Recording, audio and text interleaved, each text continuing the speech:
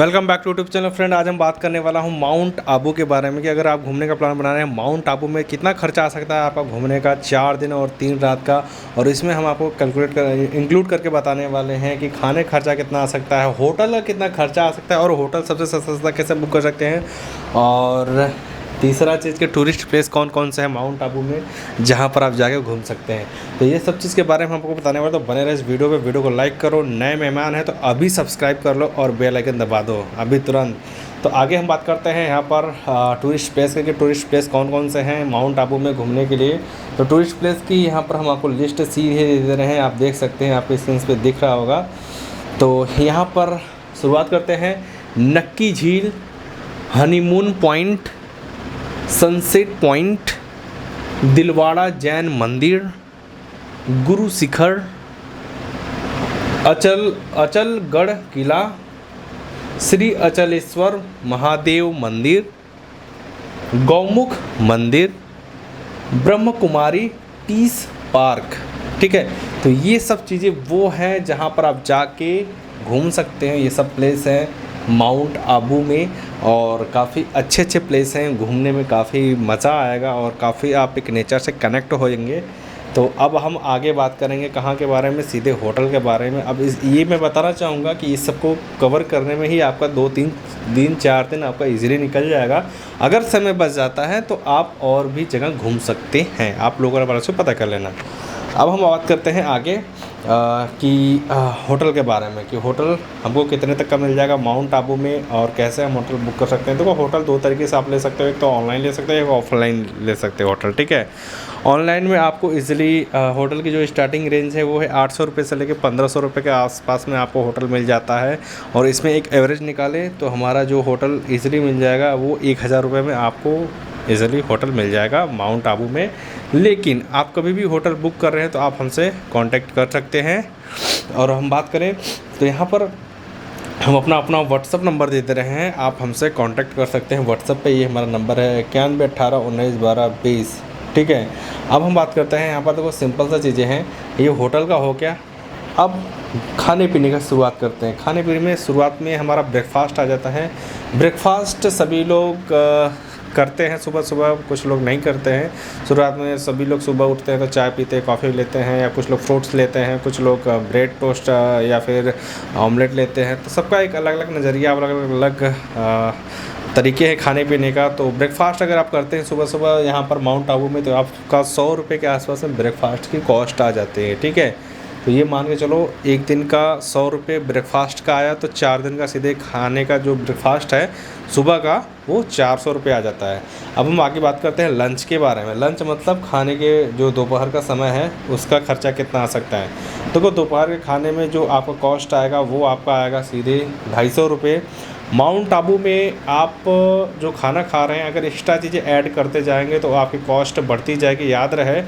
और खाने का आप इजीली 200 रुपये में हो जाता है, लेकिन 250 रुपये हम मान के चलते हैं। कुछ लोग भाई थोड़ा सा महंगा खाते हैं, उनके लिए है। तो 250 रुपये हमारा लंच का आ जाता है। अब हम बात करते हैं डिनर का। डिनर भी हमारा 250 रुपये में कंप्लीट हो जाता है, कोई दिक्कत नहीं। 250 रुपये में आप डिनर कंप्लीट कर सकते हैं। अगर चिकन उकन लेंगे या फिर कुछ चीज़ें एक्स्ट्रा करेंगे तो ये अमाउंट आपका बढ़ता जाएगा, याद रहेगा।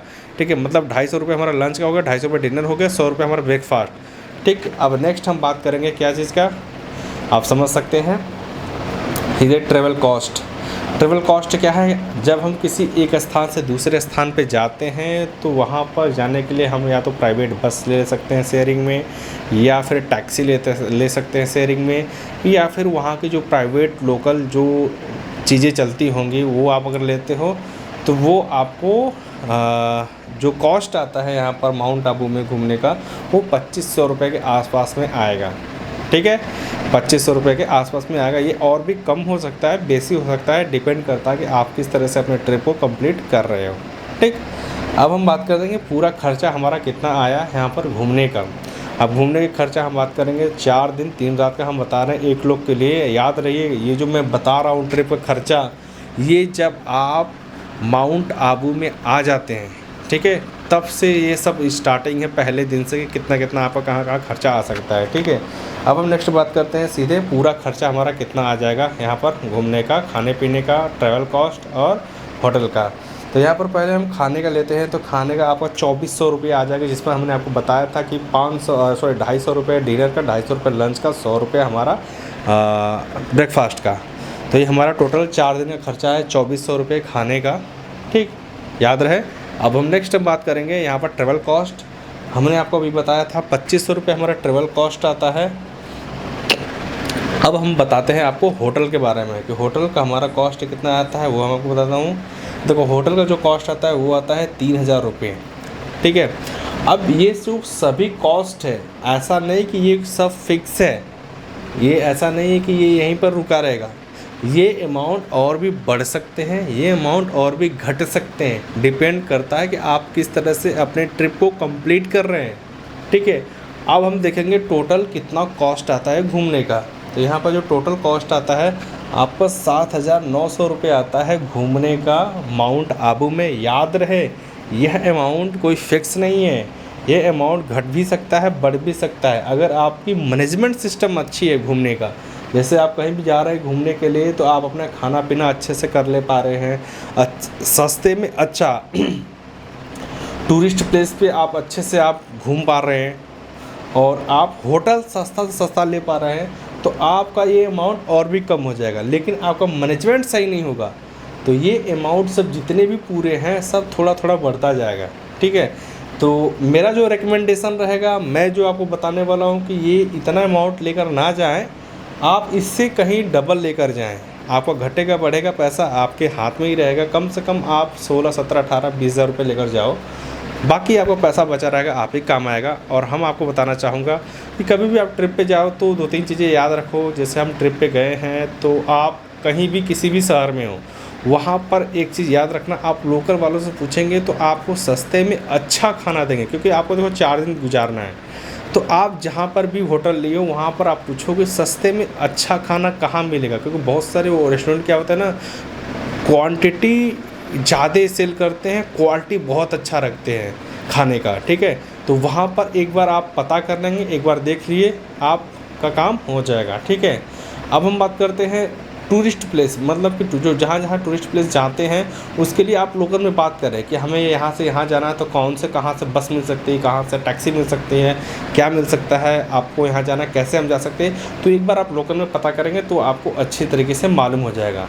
और इसी तरह से होटल में भी, होटल में ऐसा नहीं कि हम एक ही होटल में गए तो हम वहाँ पर पैसे देकर चले जाएँ, नहीं। आप 2-4 होटल में जाओ, देखो, पता करो कि ये कहाँ कितने तक का होटल में आप दे रहे हैं। 1-2 और होटल में पता करो, जहाँ पर आपको सस्ता अच्छी फैसिलिटी मिली वहाँ पर आप रुक जाओ। तो ये सब कॉस्ट था। बाकी बताओ वीडियो कैसा लगा। वीडियो अच्छा लगा तो लाइक करो, शेयर करो, नए तो चैनल को सब्सक्राइब करो। मिलते हैं अगले वीडियो में, तब तक बहुत बहुत धन्यवाद इस वीडियो को देखने के लिए।